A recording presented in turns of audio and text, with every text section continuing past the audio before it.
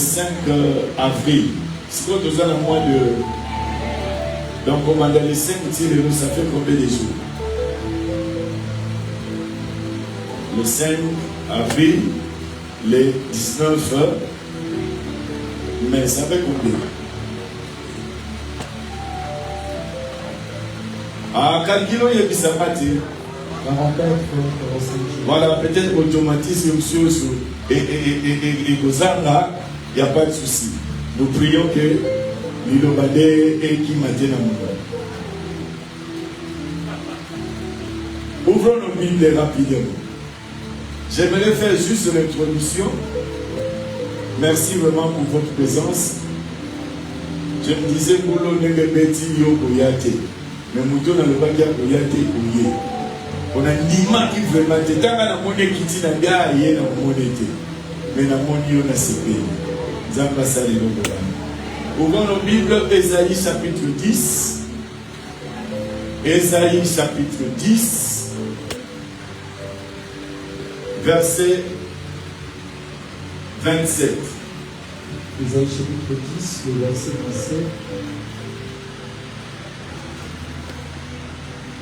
Ésaïe chapitre 10, le verset 27. Que le nom du Seigneur. J'ai la version, oui, c'est bon.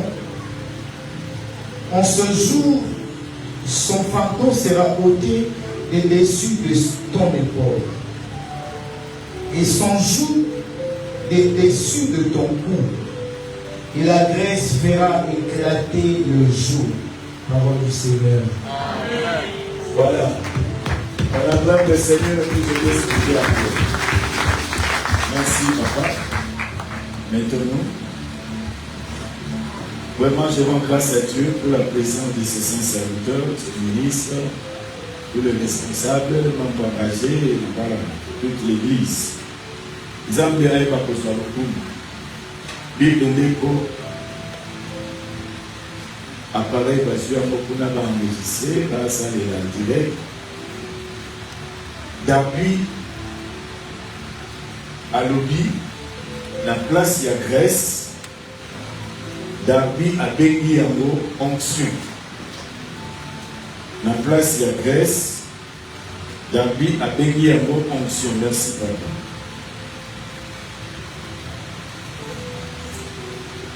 Je disais la place y a Grèce, au lieu c'est quoi Lobby Grèce, d'appui à Lobby, l'huile d'onction. Likoloba eloko ekangi yo fardo oyo ekangi yo jour oyo ekangi yo ngai nzambe na kolongola yo yango na nzela ya epakula. C'est ce que nous allons apprendre tout au long de cette semaine. L'onction qui libère. Mais de donner à la mission juste introduction. L'hôpital continue à concept, il y a jour paye option. Si maintenant quel est le pouvoir et option, si maintenant l'onction du pouvoir, et puis donc il y a ça, des exemples pour me la mission Ngolo na Eyem. Mais avant de n'a pas sa mission dans le contexte. Vous savez, il y a une chose que je suis en train de remarquer, Braille, il y a une question que vous remarqué encore. L'église, nos familles, nos vies. C'est comme si tout seul, c'est comme si Satan a bimisi sous arsenal naïe pour n'appuyer par Kobumbisa. Église entre guillemets locale pour n'appuyer par Kobumbisa ma famille, pour Kobumbisa ma vie à Batubé. Peut-être parce qu'il y a des gens naïe comme peut-être parce qu'il y a des gens Kalate. Oh, le Seigneur qui a son mapousson.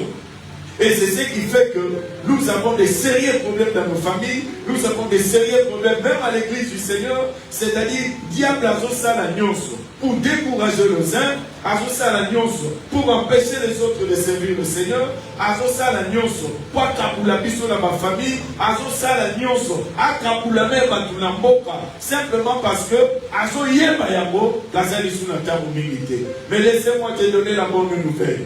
Et ça, il y a un Dieu qui avait déjà préparé un plan. Et nous savons que c'est le plan de Dieu qui va réussir. Mais nous n'ignorons pas oyo Satan azoluka kosala na se na moi oyo toza témoin lolenge nini bato bazobeba toza témoin lolenge nini biso basali na nzambe tozobeba toza batémoin ndenge nini mafamille ezokabwana toza batémoin ndenge nini mabali ezopanzana toza batémoin ndenge nini bana bazobeba toza batémoin po tozomona biso nyonso ndenge mokili yango ezokende et na komona lolenge na mokili ezokende tozokomprendre ya solo ya quelque chose qui ne va pas. L'ennemi s'est levé. Oya kokanga azokanga, oya kobebisa azobebisa, oya koboma azoboma, oya kolimwisa azolimwisa. Mais laisse que cette Pentecôte yanye oyo yaya.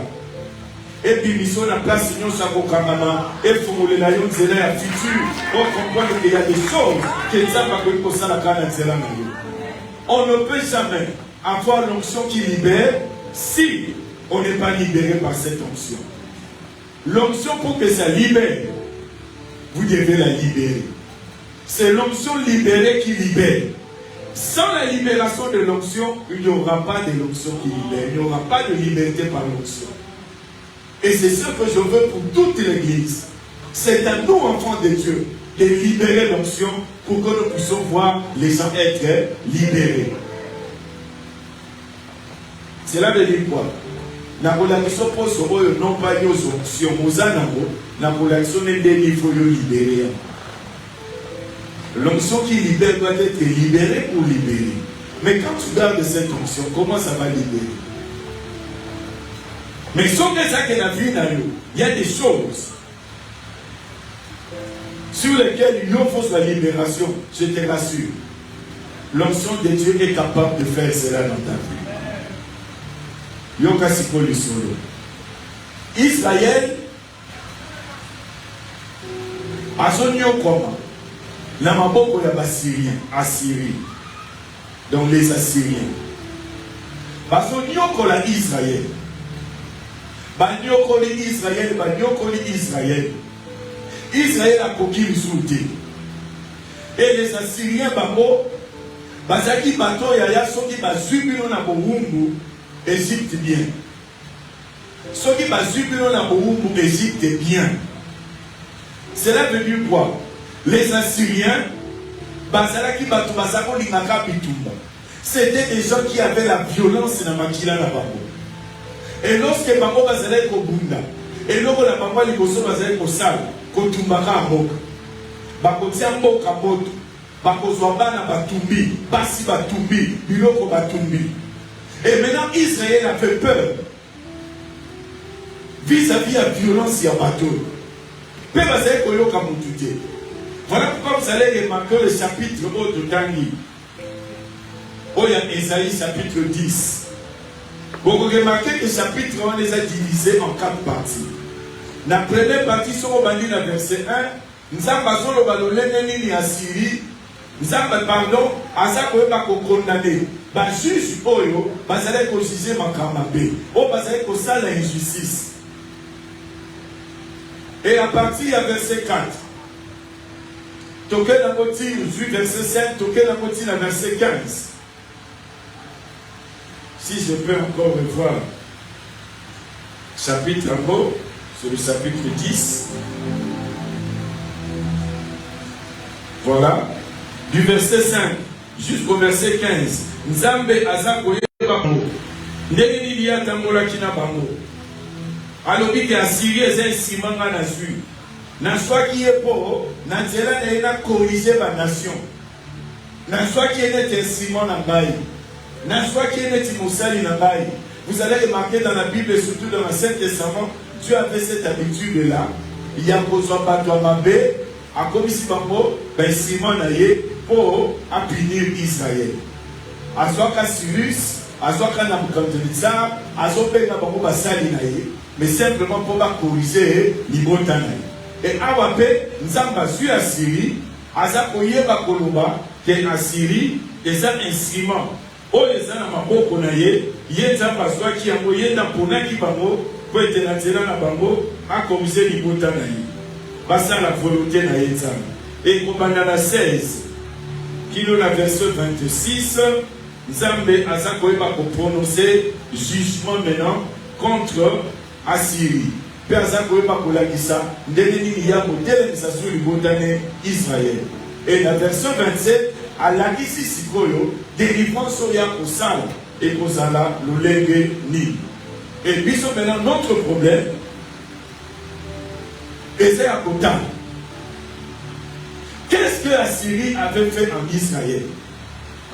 Nous avons besoin Assyrie a joué Israël a tié Zoub na Kimbo a joué a tié poids Nanzambe na tinda qui est bongote. Il y a que trop loin. Asali makambo comme si yende muto azanda zaza komi kumisa isamorgueil. Mais nainzambe na koya kolongola jugo batie bino wana na Kimbo. Jugo omoni bato bayebi babilamba, on va expliquer ça demain. Mais bazali kosala la ngoko na kosala bilamba mabele tango za makasi bakosalisa bangombe mibale batie bakonzete. Et puis basali biloko moka kolie ya bibende balati bango na kingo bakamisi banzete wana pe basui banzete ezongi boye ekangami na charrette to leloko ekobalula mabele bangombe bazotambula yango ezobalulaka mabele okomprendre sikoyo nzambe alobi Assyrie azwi biloko wana atia yango na mokolo atia yango na lipeka atia yango na kingo ya Israël. Israël a commis boum. Israël a commis na passe. Israël a commis kolela. Israël a commis komituna. Est-ce que Nzamba sali toi salite? Israël a solé kana période a solé batté. Est-ce que ça a biso? Oh Nzamba bibisa qui l'Égypte. Tout est abisoté.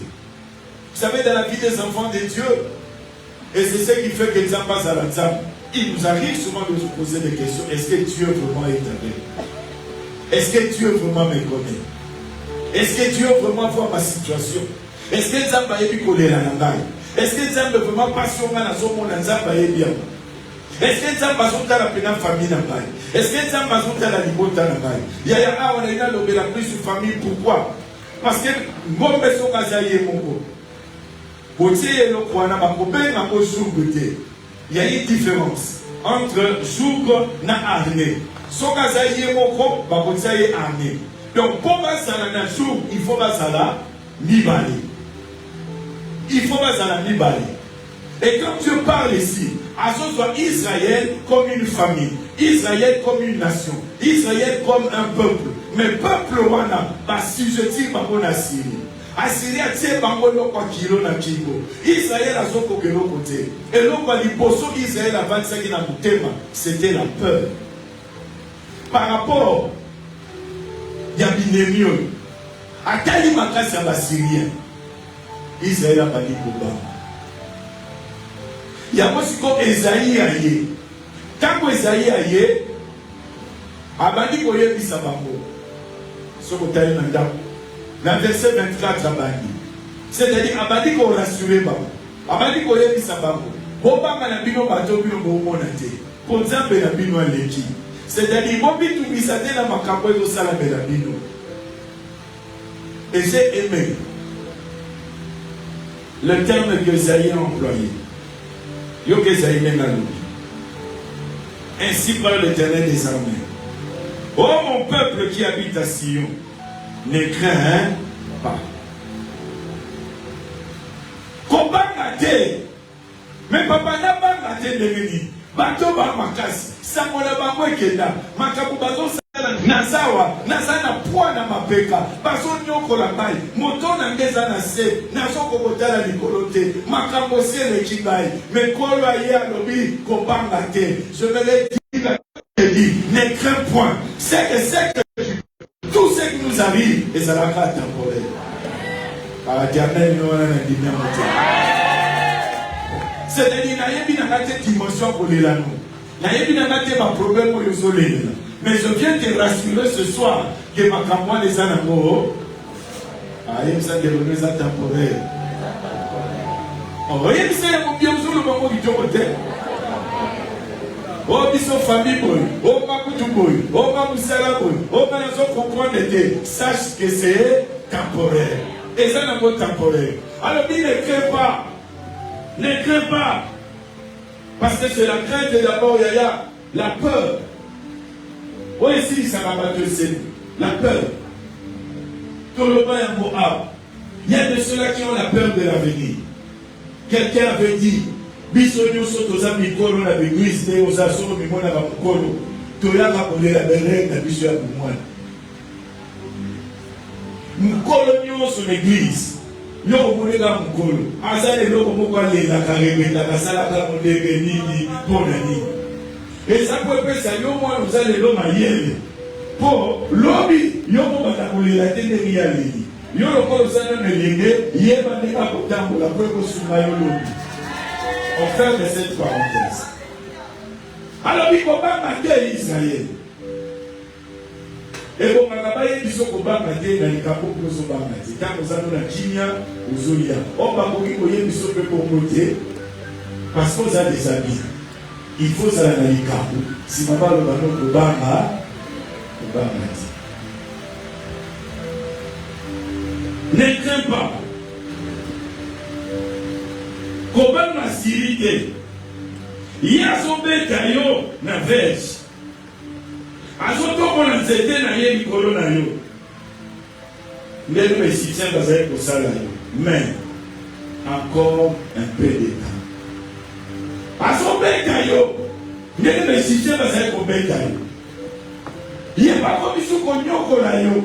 Ndelo mesitien ba nyoko la. Mais manza bena lobi un peu de temps. Yaya. Quand bazo le peu de temps. Au moins les choses là na takolé. En paix de temps. C'est-à-dire, nous avons c'est-à-dire, et Tikali Moitié situation la plus vous allez changer. Et c'est pour vous dire, en attendant la situation changer, il n'y a pas que eux les qui sont temporaires. Parce que ce qui t'attend, c'est la solution de Dieu, mais ce n'est pas la destruction. Ce qui t'attend, c'est le bonheur, ce n'est pas le malheur. Oui, les autres, c'est là, et c'est bon, et c'est mawaté. Dans la matière d'option, c'est toujours la solution qui nous attend, ce n'est pas le problème. Tout le monde. Et je vais rassurer quelqu'un. Si réellement cette semaine, il y a des problèmes qui trouvent, il y a des problèmes où ils ont le essai. Tu es dit dans paix d'état. Et quand Dieu te dit dans peu de temps, quelqu'un avait dit à l'autre d'autre, à Boti, la l'homme, la moninza, à Sepeli, à l'Alzam, nous allons aller mourir. Et nous avons dit la mission de ma photo à Jésus, à Boti. Nous avons dit, mo sanza moyi ozongela yebisa ngana et pas na yo nzambe ndenge yo nzambe na moni place vandi na so baté tout ça rdini na oye ba rt et pas nous na mena na yebisa bayi tamba le baba ke mila et pas na ça va dire un jour et nous amena le bani yel c'est bon mai. Un jour, on a vu le pénal pour les cas de l'Oba, mais on a vu les années X secondes. Ah, X c'est la dernière, on a vu les années X. Donc, c'est-à-dire, on est claqué. Donc, c'est-à-dire, on a fait secondes pour y aller secondes. C'est-à-dire, c'est moi-même, 1000 ans, et ça va. Donc, moi, et ça va être des ans pour nous monnaie déjà 1000 ans. Ah, mais c'est quoi y aller ça va. Pour moi, on a souffert dans mon petit. Si n'a pas d'euro. Et pas dans le 10 millions de dollars. Pour la tirade au soit côté d'un viaga, on n'a pas dans 10 millions à sentir. 10 millions à sentir, mais avec ces c'est quoi pour les bons. Le col de l'eau soit qui a monté. Ils sont pas si pour la monter. Habitants au maire. On vient à 10 millions habiter. Sauf aux amayeux de 50 à sentir. On a des millions. La web sont pas dans le soute. Ils sont pas. Vous savez, ma million. Parce qu'on a sur la pression de million. La nègre, nous aussi la million. Mais nous sommes à sentir. Pour sentir, nous sommes pas dans les centimes. Pas dans les années. Pas millions. Moi, on va la Bible, Zobi Samakas. Avec ça, Bible, on dit, Zomara, Lélo. Abia, la Zoma, Lélo, pour la tika, tout le monde a fait un prouvé par ma bio, qui est des Yaya mutino sakana ngayongo zamba utigile tata sai ngana comment nous suis pour le exemple on se le bade bien naso mana o ko naso mana o ko prouver bango non yaya avec Dieu c'est pas comme ça si Dieu te bénit ezate pour sur la mususu si Dieu te bénit ezate pour prouver Dieu n'a pas le temps de prouver les autres masala kamakambu po baye bakanga zanzambe masala kamakambu kebo yo yeba yesu ba yeba yesu ko ndeni voilà pourquoi tu as yebisi Israël boka mamuke et l'on dit bosso boba bananute enlevez la peur ne craignez rien parce qu'en peu de temps la situation va changer et je vais te rassurer avant que comme à dimanche il y a une situation qui va changer dans ta vie. Non pas parce que c'est moi qui le dis, mais parce que c'est la parole de Dieu qui le dit. Non pas parce que c'est moi qui te le dis, mais simplement parce que c'est Dieu qui te le dit. Avant que tu comme un dimanche, Dieu va changer une situation. Dieu va changer un problème. Dieu va donner une solution. Parce que tu as la semaine à plusieurs parcours. Tu as la semaine à plusieurs options. L'option qui avait agi dans le passé, c'est la même option qui est tentée d'agir dans le présent. Et ce qui dans le passé, c'est avec l'option que Dieu avait enlevé le fardeau, avait enlevé les jours. C'est avec la même option, Zambabwe Bakosala, Navi Nayo, Penavi Nambaye. Alors, il y a un combat bâti Israël. Combat bâti. Combat bâti. En peu de temps. Passion Bazo Salayo, et aussi là. Passion Zomona, et aussi là. J'aimerais rassurer quelqu'un. Likamboyo yenamo de Sikaboyo. Likamboyo zana ko semeno. T'appelles les temps, Pasuana, Kolelawana, et aussi là. Pourquoi? Alors, Bispo Manzambe, Narosa Sipo Kanda, Nakubanu Lambo, et pas Yaboyo, Azabu Nokolari. Laisse que cette semaine, le Seigneur de gloire s'occupe de tous tes ennemis. D'abord, nous sommes à son sa famille, que le Seigneur s'en occupe. Il est déjà matin, il va s'occuper de nous. Nous sommes dans la semaine où Dieu me dit, Léonard, ne crains rien. Non pas parce que c'est moi qui dois faire maintenant le travail. Et j'aimerais que même dans ta vie, Papi, comment vous faites ça, il sauter. Aux honnêtes. Ah, on va bien. Israël est connu parce que c'est Dieu qui l'avait permis. Il y a des situations parfois que nous passons dans nos vies. Non pas parce que nous saluons Zambémabé, mais c'est Dieu qui fait que nous passons dans ces situations-là. Et lorsque vous passez par une situation, oh, nous sommes dans ma coloté, ne crains absolument rien. Dieu est avec toi. Pourquoi? Parce que dans des situations difficiles, c'est là où Dieu cherche à nous attirer vers lui. Et ça n'a pas tout le bakango. Bakoma batalo sambo. Simplement parce que Zambatia qui est le moment pembeni naïe. Na kopanga loko wana pusa ne pa ya Nzambe. Et Nzambe tanga moni gesala akomi makasi na lusambo alokolia. Il y a des gens qui sont en train de lutter avec leurs propres pensées. Ils pensaient de la peur. Aux Amoluko qui dit sa pensée à la maison qui matait.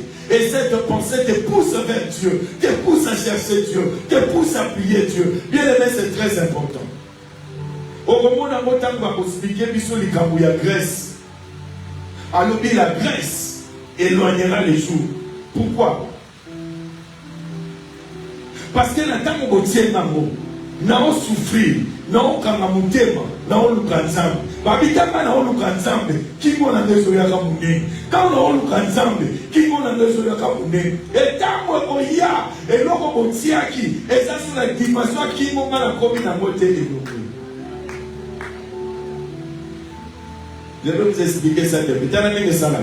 Et l'on comme le col est longué. Ceux qui m'ont dit prière, la liste côté dans le balançant pété, qui m'a vu par les bateaux sani. Et m'a dit qu'on compte. Joue au cas que nous moi qui. Quand vous commencez à mesure, qui m'a dit qu'on est sani. Il y a beaucoup de gens qui ont été ensemble. Les gens qui ont été 3 ans, 4 ans, 5 ans, 10 ans en place. C'est-à-dire qui peut s'aller au Kim, Mardi, Ayen Boyate, prier à l'unité, veiller à l'unité. Si vous avez battu, biloko et le moaki, parce qu'on filme maki, le kolo tiki, ozoli na soutenu le banana, yozo ye bateke kingo no de batiko, kokonda. Au moins on a un, petio, yaganan. Oh, frère, oh pas. Il y a ici les qui vous a kokonda. Et la seule façon de kozonga, lukata, konde la nzambe, l'élé pas un nzambe.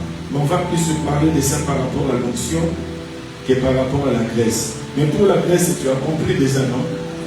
Voilà. Alors, Bikoba Maté, en peu de temps, pas si mieux aussi là, pas si nayo et aussi. Et la 26 à l'obi, l'Éternel des armées agitera le fouet contre lui. Moto a sali au boy, moto a zombuni sa famille. Moto azo freiner bana, moto a limité ses gouets à la nakati, moto azo lukabe bisabana. Tu as dit, moi maintenant je vais prendre le fouet, c'est moi qui va le taper. C'est moi maintenant qui va le fouetter. Il y a tout ça n'a pas problème, n'a pas famille, toi n'a pas problème. Satan zo sala nyos. Ne komo kazole la lui, papa moi nous aïe koko la malam, je ne sais pas ce qui s'est passé. Moi nous aïe koko la malam, papa nazo ye bate. Azu makambo wapi est-ce que la classe azu makambo papa moi mon pote azolela il se sent incapable par rapport à moi dans les mois na komi moi na nazala kindi moi na nazala kindi vous savez Yaya nous avons un problème comme je l'ai dit dans ce monde vous savez biso tant tozokola papa ya quartier ça papa na yo soka monyo na mabe ana toi pour police avant même pas bon tu pas police lorsque nous on grandissait à l'école pour nous éduquer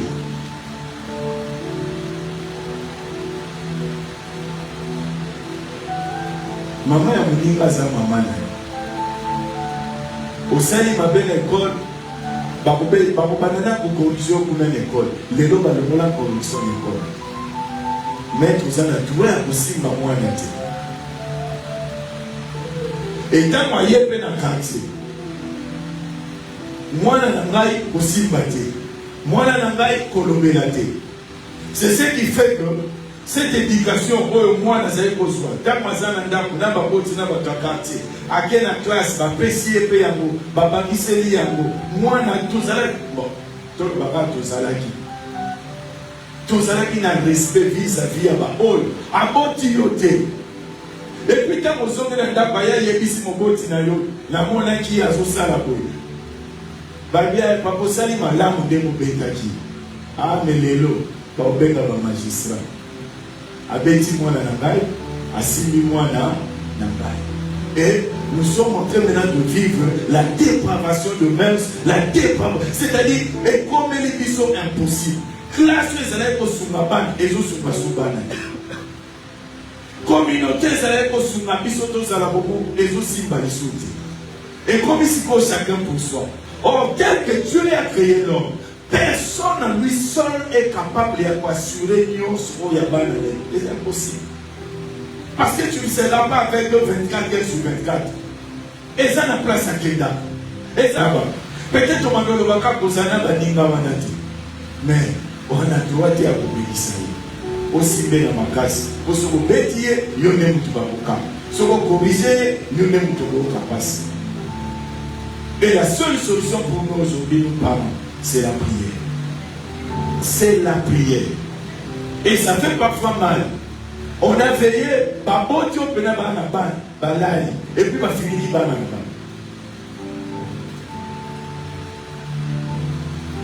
donc on finit par on peut pas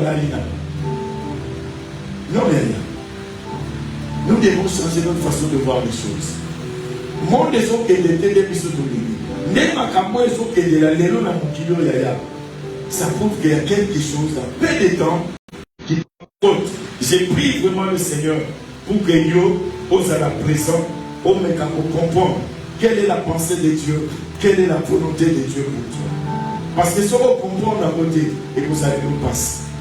Nous sommes en train de passer le matin ici à l'école. Je disais, l'école, ce qu'on avait prévu, ce n'est pas ce que nous sommes en train de vivre. Et je suis convaincu que votre Zoloba, il y a mon parce que la matière à ma Nzambe, au gros tout à tolo yebi, toye par Kakadambo, Bissonius. Nous ne connaissons qu'en partie.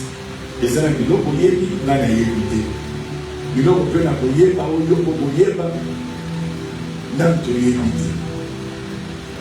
Mais lorsque Dieu donne une révélation, après c'est long, au lieu de nous yebi, il faut l'apprécier avec nous yeba. Parce que vous allez prendre avantage. Mais lorsqu'on vient ici à l'école de l'esprit, au talino, Batubazouya, au Mitumi, est-ce que Batubazouya va sens enseignement? Batubazouya va sens formation? Est-ce que Batubazouya va? Je ne sais pas. Mais que Dieu nous fasse grâce. Nous avons passé à la question vraiment. Parce que sans cela, comme ça, le monde. Encore un peu de temps. La situation va changer. Il y a des familles. Au moment la famille, Basu Peza, Souga Mounene, Batia la famille. Pourquoi je l'ai dit? Vous savez ce qu'on faisait en Israël? Le bon Ngombe Alimakamoussala Wanati, Kebo Kangelo, Boswaneti Bou, Bazaï Kosalani, sur Basu déjà fois à Mouké. Ngombe Takazana no Mouké. Babali komesa Isaïe pour cambier la kimwe ya oya mune. C'est-à-dire pour là, à mon église à la Mundéwana, biso Bambombe, Moussana biso Zalamo. Et il y a des familles comme des mois. C'est-à-dire vous passez par une situation, beaucoup de monde n'a des gens normal. Pourquoi? Parce que mon bandit n'a pas d'anassé. Et on voulait simplement, pour entraîner Nyama Andi Maïroko Wana, il faut ma banda mon amoukier. Il y a des gens qui ont des il y a des familles qui ont des pourquoi? Parce qu'on comprenait ce que Dieu avait dit en Israël. Bino papa, il faut pas étiqueter banana bino. Beaucoup de ça m'a reconnu ça m'a kamuna ba inzambe. Pour ceux qui pas collé, moi il va se détourner dans moro et ça dit. Et ça n'a pas été quoi kamaka. Ako bandana biso na bumwana. Ma papa bazali, ma père aussi a sali ma papa a entraîné Péban. Bino même au moment de vieux à la kabongo, papa n'a biso à salari boy, vieux à la kabongo. Il y a des familles qui passent des choses oh et ça y a pas côté. Mais Satan a imposé, peu papa papa ni bandimi. Mais je me vais te rassurer yaya. Oh le sommet des normalité. Zuko sommet na keza ennemi, osana pouvoir ya kolongola yango etika famille. Il y a des familles, il y a célibat et vanda, il y a maladie et vanda, il y a pauvreté et vanda, il y a divorce et vanda. Et vous allez remarquer dans cette famille, Makambo et comme la Kabatolikolo, il y a un qui t'a dit à Batoissé. Mais nous voulons que pendant cette semaine, tout ça cela est possible. Il y a des jours familiaux, et vendez sont dans ma famille.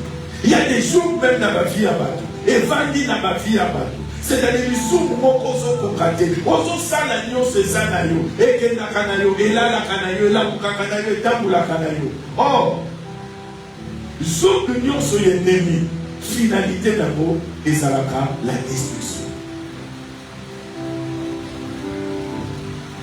zo nyonso ennemi abimaka na trois facettes freiner l'épanouissement, empêcher la croissance et réduire la vie. Réduire la vie. Et quand je parle de réduire la vie, à réduire le micro, il y a bon mot. Il y a des familles esclaves. Tout le monde de la famille est esclave. Mais Balata, Batambula, Baliak, Basekaka, mais Basabaou. Mais nous voulons que par la puissance de l'Esprit de Dieu, nous allons pouvoir apprécier dans ma famille. Voilà pourquoi je t'invite vraiment, Yaya. Il y a qu'à la combat famille. Il y a qu'à la combat famille. Il y a qu'un combat famille. Il y a des choses parfois. Donc, il faut nous battre. Mais au salon.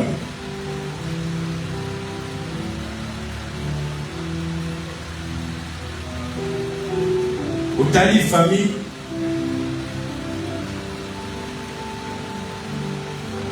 Si vous avez mais si vous avez il est possible qu'un changement puisse entrer. Et nous voulons des gens qui ont cette vision de changement. Il y a une situation dans la famille là-bas. Exemple, nous avons fait une introduction. Nous avons fait Israël. Adina usala bino ndena salagi mandia na ore. C'est-à-dire, nous avons rappelé Israël. Likambo salagi na tamwa sedero. Boyebi ke ba mandia ba tumisa ki Israël na niveau moka ko sakanate. Israël a koma iko bomba. Israël a sala bisala na kubomba. Israël a komi ko bomba ba froma. Israël a saki na kinyate. Musala moyi ba komi ko sala na butu. Poni ni pomba sobanga ba mandia. Zamba lobi ona sala ki bango ya mona usala nasi. C'est-à-dire dans la vie, nous en tant qu'enfants de Dieu, nous devons apprendre une chose. Nous apportons au Sambela. Sur les situations où vivre, et ça, la batousi va vivre. Oh, il y a ça qui pour la batouana, à ça la popona. Si tu te mets tel que ces gens-là se sont prises de moi, c'est comme ça que tu agis. Alors, il y a un kosala. Makambo na sala qui va mentir. Il y a un kosala pe bango. Ake musika.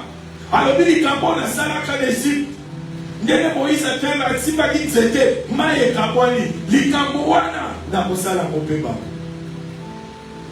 C'est-à-dire ce qui est bien, tu es capable de répéter cela dans la vie de ses enfants.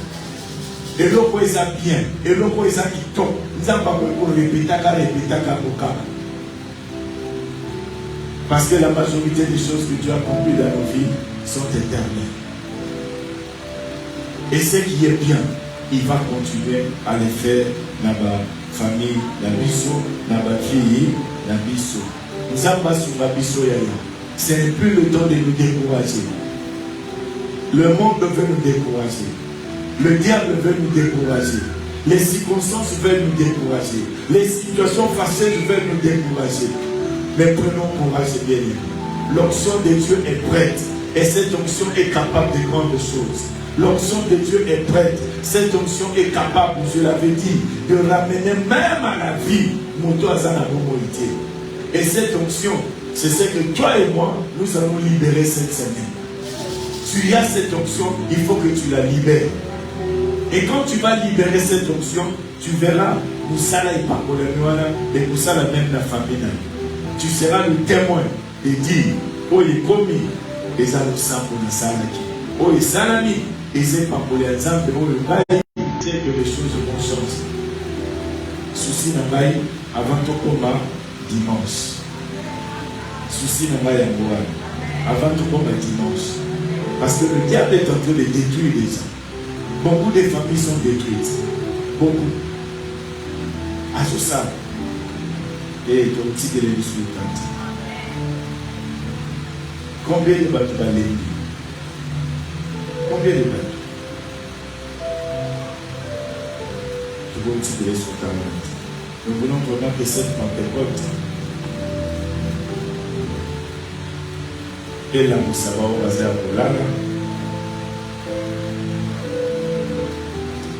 et même la mission est nouveau grand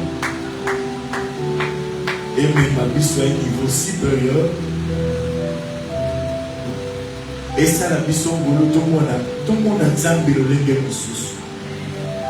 Et pas il faut aller ma casse pour la mission. Et pas il faut passer mes araki, tout soit ma bouquet au pied des sous. Et je sais que cela est possible. CGD, ne laissons pas l'ennemi faire de nous ce qu'il veut.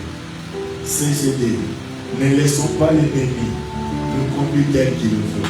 CGD, ne laissons pas l'ennemi nous diviser tel qu'il veut.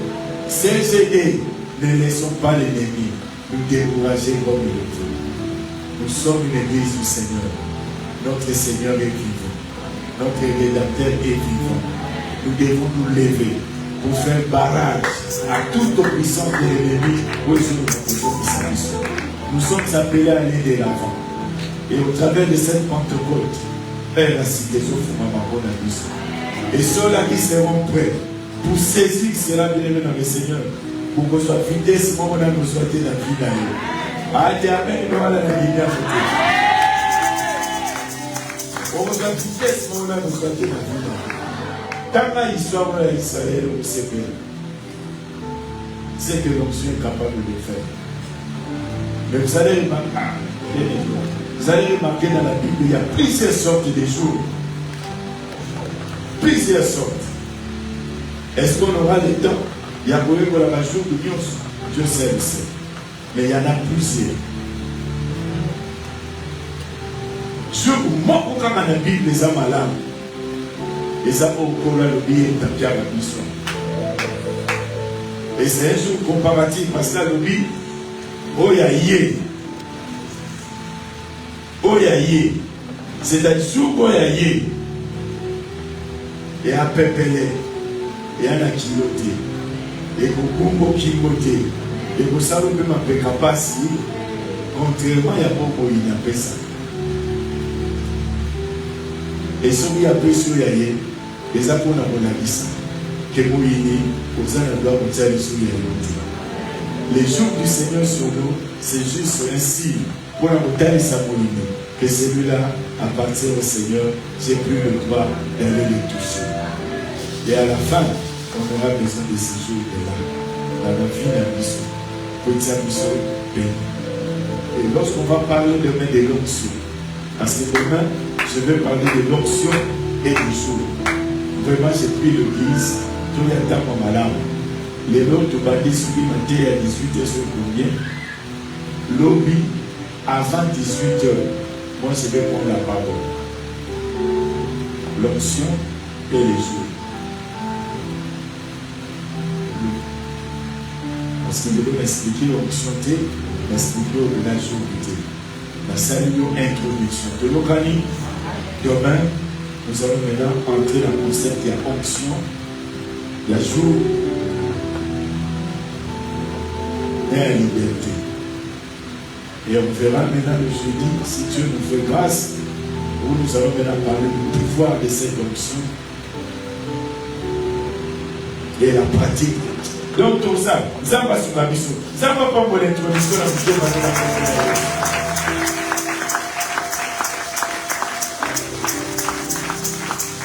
Est-ce que tu peux prier ça? C'est possible. Olo bakanga kikolo. Jour où se repose à la vie d'Ama. Oh, Esaïe yote. Dans l'église et le. Jour où se papa se maintenir famille dans bail. Dans ma capote se bika. Esaïe yote. Et le roi la famille dans bail. Et le roi la misala dans bail. Et le roi la vie à bana dans bail. Likamumwana na ngana zovi, likamubana na ngaba zovi exemple. Et zovi maneti kukumbe la tibana. Kilo evangeli bana papa. Sauf ça ya yote. Et le mwana vie. Dans moi, père bana. Tout le monde dans ses pains dans sa maison de la vie de son nom. Remercions le Seigneur.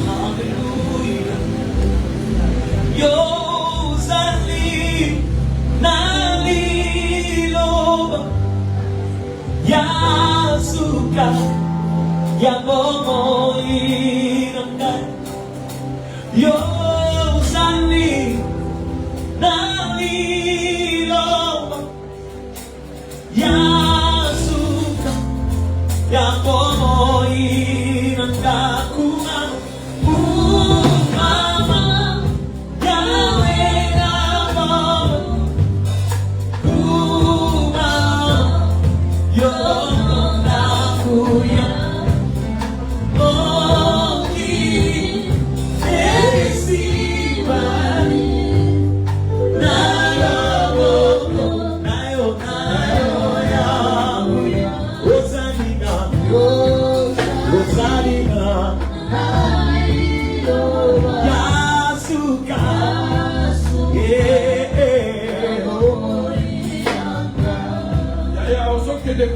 Koyoka, basuku nyonso. Oye comment ça la vie, oye comment ça la famille. Oye ça ya nzambe te. Ezobadela bino kati na libomu, kati na pasi, kati na kolela, kati na minyoko, kati na kobanga. Oyo nyonso ezoapeshe kwandiseko, ezoapeshe croissance, ezakoréduire durée ya vie. Nanzela basusi, nanzela kobanga. Que tous ces jours, par la puissance du Saint-Esprit, et qui la famille, et qui la bina, et qui la au nom de la prière, au nom de Jésus, au nom de Jésus,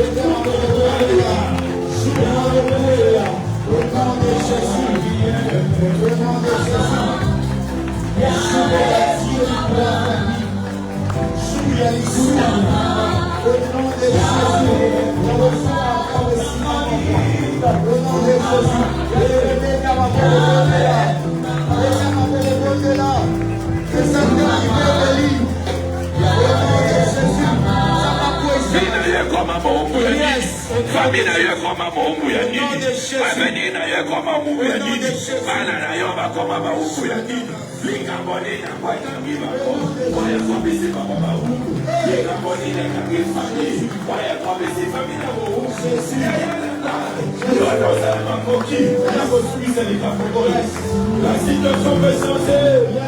La situation peut changer. La situation peut changer. Oui, si tu fais pas de cette situation, c'est possible que cela puisse changer.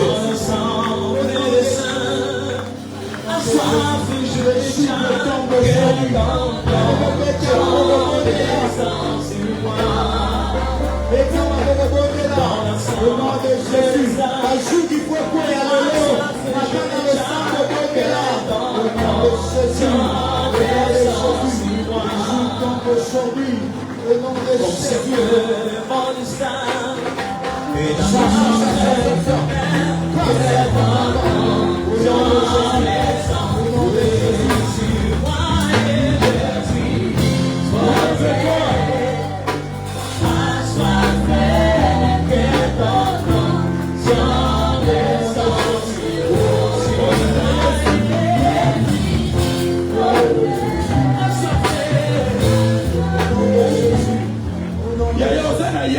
Yes. Ozane pakola binanzambe na bila yo. Telema lokola molomi. Loba lelo naza kosolisa. Yoso ya nzambe te. Na vina ngai. Yaya telema lokola molomi. Pakola binanzambe za likolo na yo. Tu as le pouvoir d'arrêter. Ya kosolisa. Lelo kaka. Lobi te. Lobi kuna te. Lelo. Lelo kowana. Lelo kwa. Ekwaya. Lelo wa. Ozo bela mabokolela. Lele malokola molobi. Samela la kwa molobi. Asfala mabete. Mosi subate. Mosi abebate. Lele miela. Lele miela. Lele miela.